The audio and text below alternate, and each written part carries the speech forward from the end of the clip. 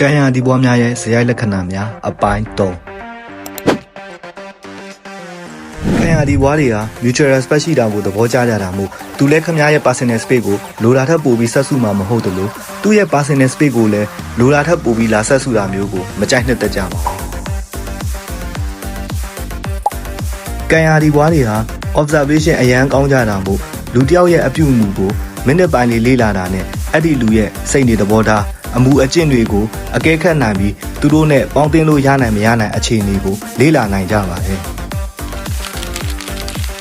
ကံရဒီဘွားတွေဟာအခြေအနေနဲ့ပတ်သက်ရင်မူအွန်တာလည်းမြန်ကြပါတယ်။သူတို့ကိုသူတို့ချစ်ကြတဲ့ဆိုင်မို့သူတို့နဲ့အဆင်မပြေဘူးထင်ရင်ချက်ချင်းမူအွန်တက်ကြပါတယ်။အဆင်ပြေအောင်သူတို့ဘက်ကအလျှော့ပေးညှိနှိုင်းတာမျိုးကရှားပါတယ်။ချစ်ရင်တော့တစ်ခါနှစ်ခါလောက်အလျှော့ပေးတတ်ပါတယ်။အမြဲတမ်းသူတို့ဘက်ကဒါအလျှော့ပေးနေရရင်တော့မကြခင်မှာခင်ဗျားတို့ကိုသူတို့မူအွန်တော့မှလေးကိုတော့တတိကတ်ထားဖို့လိုပါတယ်။ဒါပေမဲ့ Sam ဘာကိုတွေမှာ Venus Cancer ဖြစ်နေရင်တော့ဒီသဘောထားနဲ့နည်းနည်းလေးကွဲလွဲနိုင်ပါတယ်။အဆုံးထိကြည့်ရှုပေးလို့ကျေးဇူးတင်ပါတယ်။မနက်ဖြန်မှာအပိုင်းလေးကိုဆက်လက်ပြီးပြောပြပေးသွားပါမယ်။